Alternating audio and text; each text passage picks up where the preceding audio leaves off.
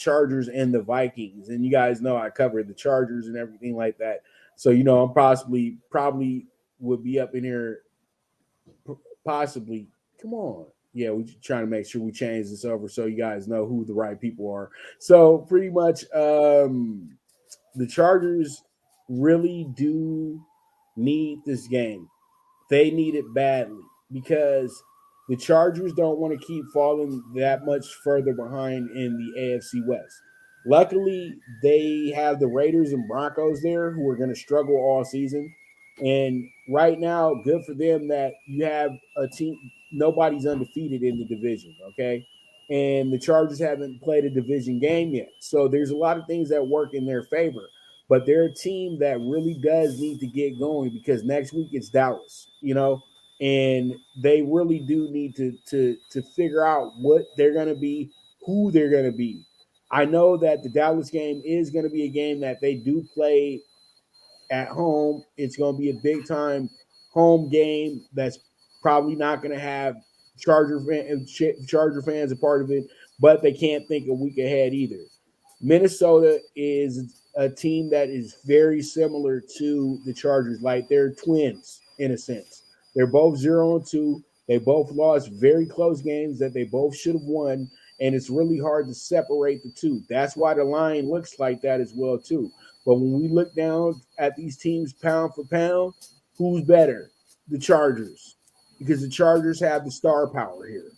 The Vikings have the best player on the field in Justin Jefferson. So this really does actually play up to being probably one of the top 5 games of the week this week as well too. It's really hard to separate these two teams. It's really you pick a side and just hope for the best. And that's what I'm saying with this one. And I feel like the Chargers, you get to have one more chance in my good graces to show me that you are able to turn that corner.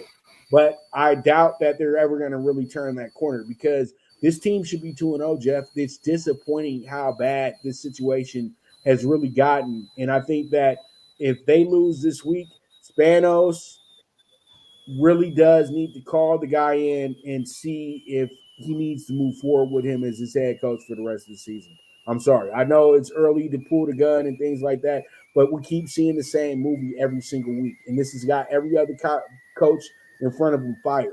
So why go ahead and just have a whole season of it when you know you possibly could get a different voice that will start helping your team actually win these games?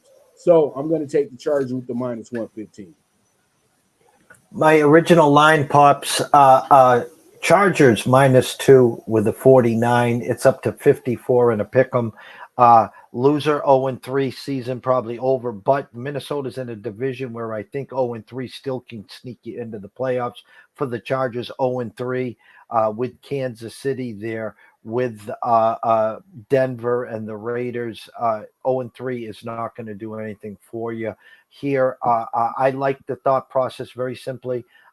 First 1-30 wins this game. I'm putting it on Herbert and company. And listen, 0-3 fired. It's a very simple decision what to do here. You fire him immediately before he even lands. I hand the clipboard over to Kellen Moore. I say, you take over. Let's see what you got, young genius. You're the OC, you're the head coach, and then the defense and the coordinator take care of it over there. That is the solution, the simple solution. So Chargers win, Staley saves his job. Chargers lose, I hand it to Kellen Moore, and you finish the season that way, and then you can go from there. But Charger money line -115 for me, Pops.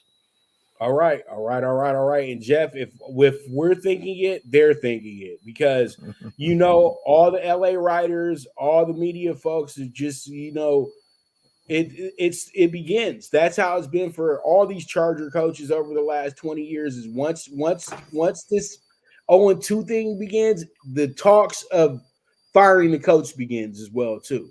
And this might be the non-dream job of anybody. It's the only team that has the capability of being in the playoffs year in and year out, but they still play average football. It's befuddling at the same, that this team is that snake bitten. But let's go ahead, jump into our next game, and